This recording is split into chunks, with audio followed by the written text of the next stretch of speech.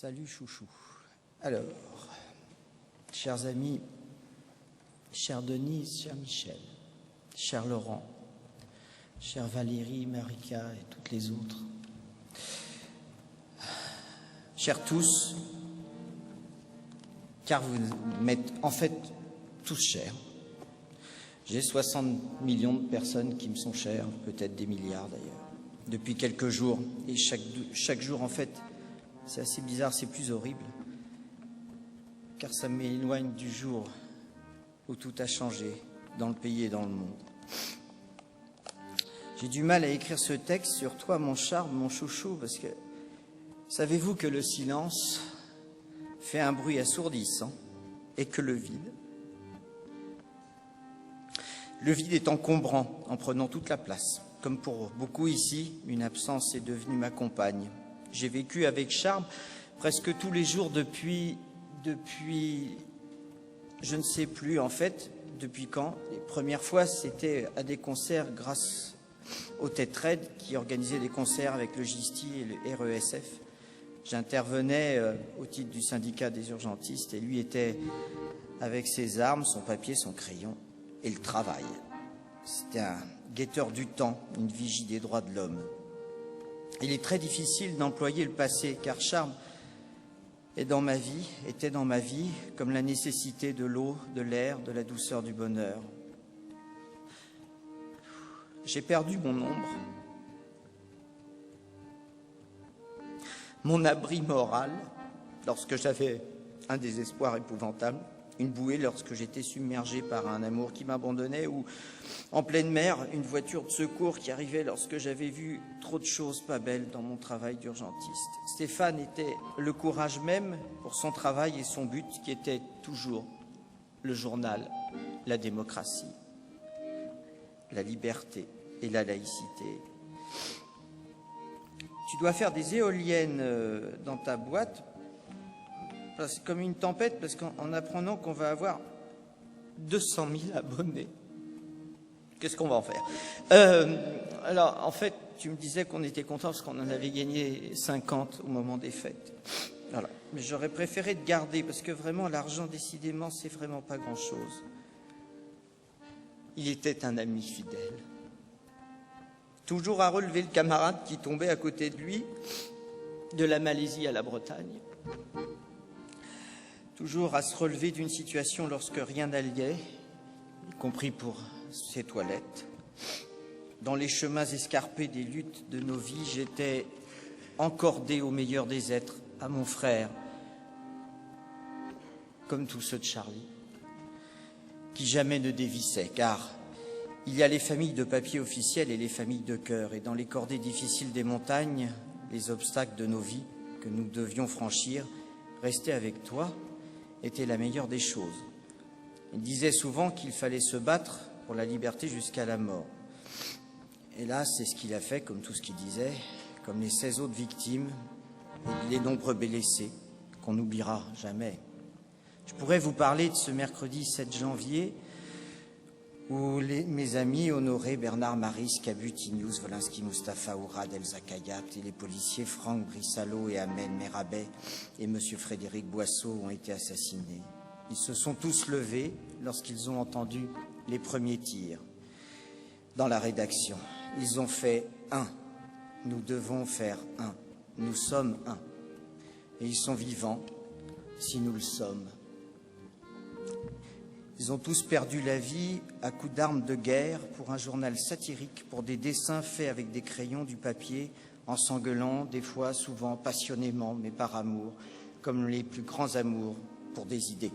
C'est ça aussi Charlie Hebdo, une somme de choses qui, prises individuellement, ne signifient pas grand-chose, mais assemblées forment le plus beau des travails, celui de l'exercice de faire rire, de faire vivre la liberté, de tenter de trouver de la lumière dans la tristesse du monde qui, en vous mettant un sourire aux lèvres, vous change la vie.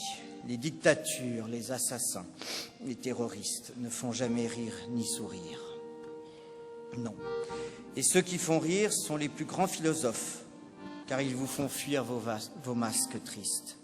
Comme beaucoup, me voici dans l'exercice le plus difficile d'écrire pour celui que j'aime, qu'on aime et qui s'en est allé.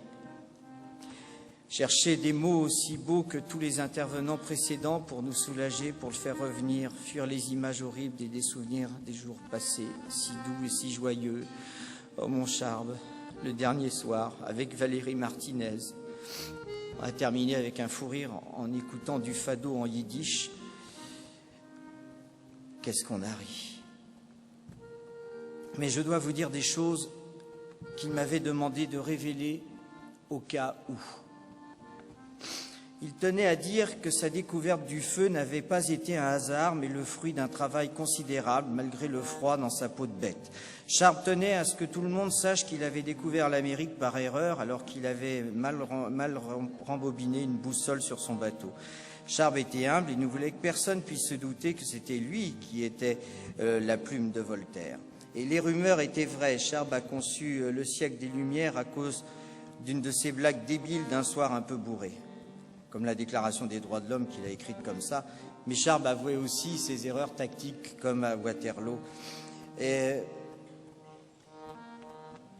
c'est peu tout ça, comme le moteur à explosion qu'il a inventé. Et cessons d'être naïfs.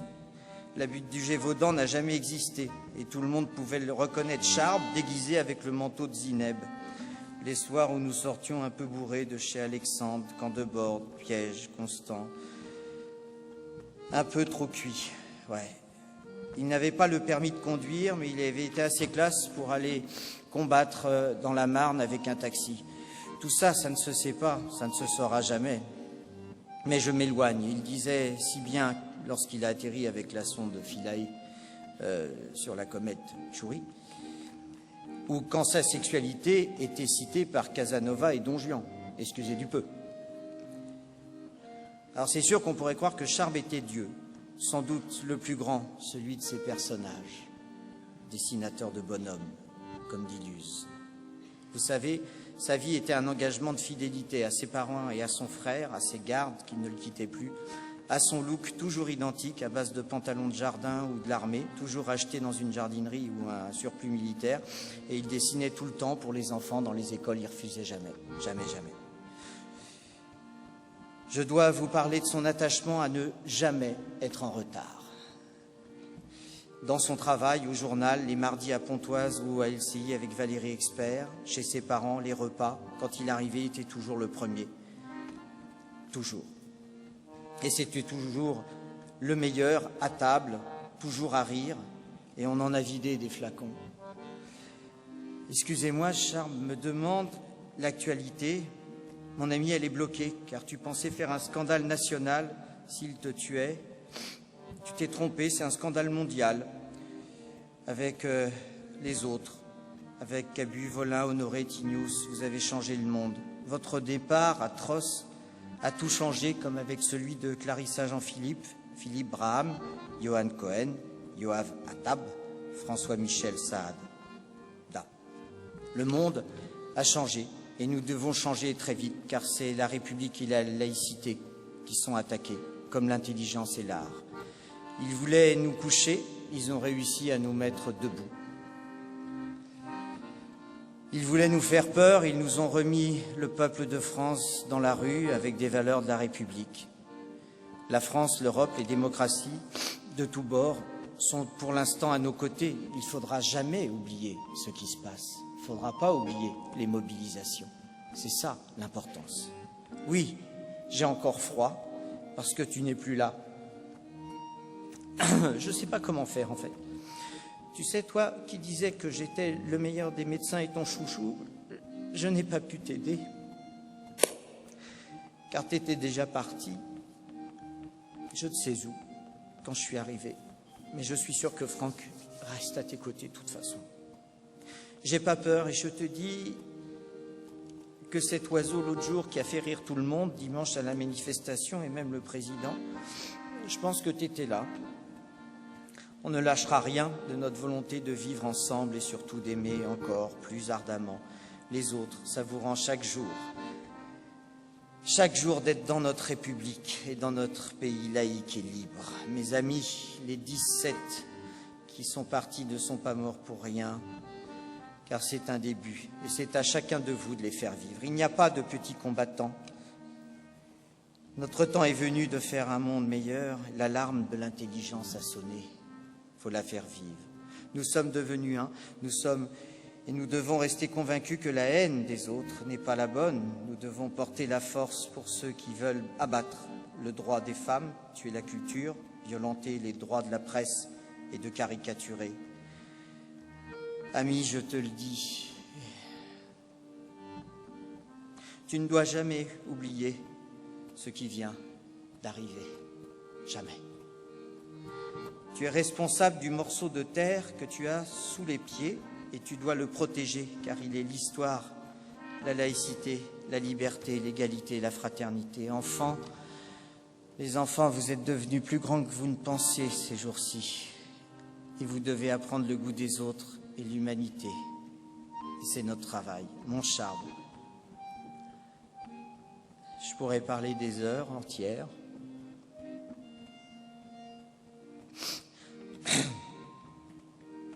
Je ne sais plus trop qui je suis. Je regarde nos photos. J'ai des souvenirs qui m'apaisent, mais c'est difficile en fait et douloureux de penser aux jours heureux. J'aime l'idée que tu es à côté de moi en fait. Et puis c'est tellement drôle de voir, tu voulais tellement faire venir tout le monde à Pontoise et ils sont tous là. C'est vrai qu'on ne serait pas venu spontanément. Et comme d'habitude, tu as gagné. Tu sais, je regarde le ciel là-haut qui existe, et il y a du soleil qui est arrivé d'ailleurs. Et je m'amuse à dire qu'avec les autres, vous êtes en train de faire des nuages, les plus beaux, les plus grands, les plus rigolos. Le ciel des tempêtes, des jours heureux va être magnifique. C'est peut-être pas vrai, mais voilà, ça aide à tenir. Pour que nos enfants, les enfants de la République et de l'Europe, connaissent la liberté et l'amour. Alors oui, demain va exister, car nous regardons tous les peuples, tout le monde. Et nous allons garder la paix et nos convictions. Ce sont les traits des dessins de Charb qui dessinent demain et montrent le chemin du courage, du soleil et de l'engagement. Et il va faire très beau, j'en suis sûr, les amis du journal. Amis, hurlez votre joie de rêver à un monde meilleur que nous bâtissons ensemble, sans désespoir, sans haine, et en croyant que nul ne pourra plus tuer des dessinateurs, des écrivains, des poètes, des artistes, des cinéastes, des syndicalistes, des chanteurs, des politiques, des musiciens, ou quiconque qui montre que notre liberté ne nous sera jamais enlevée.